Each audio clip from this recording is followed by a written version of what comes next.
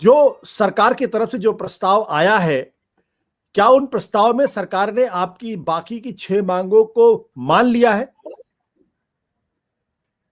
सरकार ने अगर 6 बातें मान ली होती तो हम जो है अपना इस आंदोलन को जो बॉर्डर्स के ऊपर चल रहा है उसकी वापस जाने की घोषणा कर देते। ऐसा नहीं है, उन्होंने नहीं मांगा है। हम लोगों ने शुरू से जो बातें 11 राउंड के अंदर जो बातचीत की थी, उसमें अगर मैं आपको ये कहूँ कि जो बिजली के बिल को लेकर के जो मसला था, उन्होंने उसको स्पष्ट तौर पे कहा था कि वो उसको विथड्रॉ कर लेंगे और साथ में पराली वाले मामले के ऊपर भी उन्होंने विथड्रॉ करने का कहा था, मतलब जो किसानों के जो क्लॉजेस हैं उसको हटा देंगे वो। अभी जो बातचीत चल रही है उसके अंदर उन्होंने जो लिखित प्रस्ताव भी या मसौदा जो उन्होंने भेजा है उसके अंदर बिजली के को लेकर भी कहा है कि हम सभी स्टेक होल्डर्स से बातचीत करेंगे और उसके बाद में हम उसे पार्लियामेंट में रखेंगे।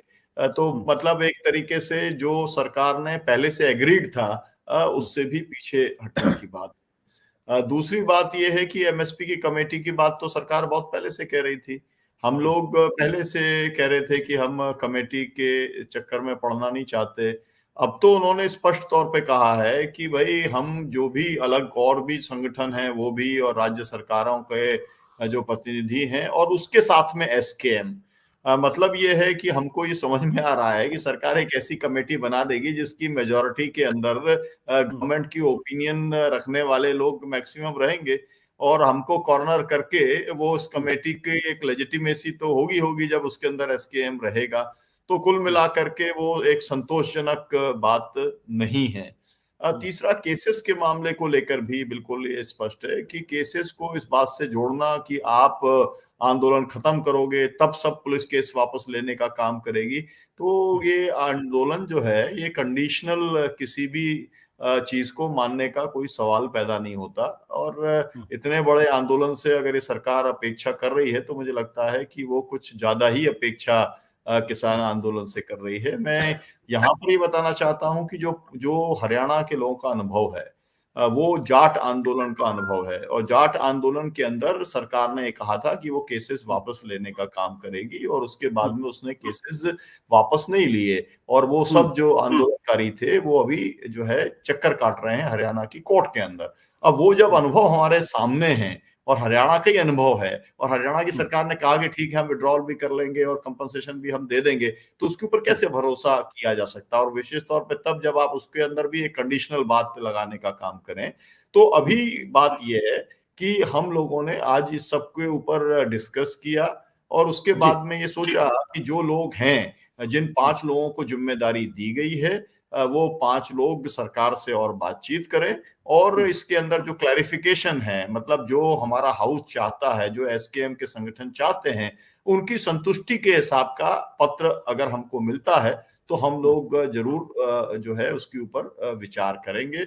हम ये उम्मीद करते हैं कि कल सरकार के साथ में फॉर्मली भी हमारी बातचीत होगी। 5 लोगों को बाकायदा बुलाया जाएगा और जो भी चाहे नरेंद्र सिंह तोमर हो या जिस भी स्तर के ऊपर सरकार बात करेगी वो फॉर्मली बात करने का काम करेगी। तो ये है अभी इसका स्टेटस। अपने दर्शकों को बता दें कि दरअसल जो हमारे दर्शक जो जिनको जानकारी ना हो या जिन्होंने देर से हमारा कार्यक्रम देखना शुरू किया, दरअसल जब सरकार ने तीनों कृषि कानूनों को वापस देने का फैसला किया था उसके बाद किसानों की तरफ से 21 तारीख को एक 6 मांगों की लिस्ट दी गई थी और उसमें क्या था? पहली चीज उसमें थी कि जो बिजली का जो सवाल था वो वापस लिया जाए, पराली में जो क्रिमिनलाइजेशन की बात की थी वो वापस लिया जाए, साथ ही साथ जो एमएसपी है उसको लीगलाइज किया जाए। चौथी बात, जो अजय मिश्रा जी हैं जो लखीमपुर खीरी में जिनके पुत्र ने गाड़ी चढ़ाई थी उनको इस्तीफा दिया जाए और उनकी गिरफ्तारी हो। पांचवी बात, जो किसानों की जो मौत हुई है उनको कॉम्पनसेशन दिया जाए और उनके मेमोरियल के लिए जगह दी जाए। और आखिरी बात ये थी कि जो किसान जो गिरफ्तार हुए थे, जो जिन किसानों के खिलाफ मुकदमे दर्ज हुए हैं, वो सारे के सारे मामले वापस होने चाहिए। सुनिए, मुझे ऐसा लग रहा है जैसे कि आज जो मैं आपकी बातचीत को सुन रहा हूं उसमें आपका रुख नरम है। एमएसपी जो आपकी सबसे बड़ी मांग थी 3 कृषि कानूनों के बाद से, सरकार ने उस पर आपको कोई वायदा नहीं किया है। सरकार ने यह भी कहने को तैयार नहीं है कि वो उसको लीगलाइज करेगी, जबकि आपकी मांग ये थी कि उसको लीगलाइज करें, उसके बाद अगर कमेटी बनानी है तो बनाए कि कैसे उसको इंप्लीमेंट करना है। क्या एमएसपी का सवाल अब पीछे चला गया है और किसानों के खिलाफ जो मुकदमा दर्ज हुआ है वो ऊपर चढ़ गया है? हमारे लिए ऊपर नीचे का कोई मामला नहीं है। हमारे लिए ये बात एकदम स्पष्ट है कि हमारे जो मुद्दे हमने 21 नवंबर के लेटर में लिख के दिए थे, वो सभी मुद्दे हमारे लिए स्टैंड करते हैं। एमएसपी महत्वपूर्ण है।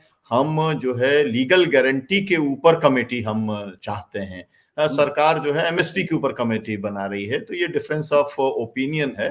तो हम किसी मुद्दे से पीछे हटे नहीं हैं और हम ये उम्मीद करते हैं कि हमारा जो प्रयास है वो सफल होगा और कल जो बातचीत होगी उसके अंदर कुछ रास्ता निकलेगा।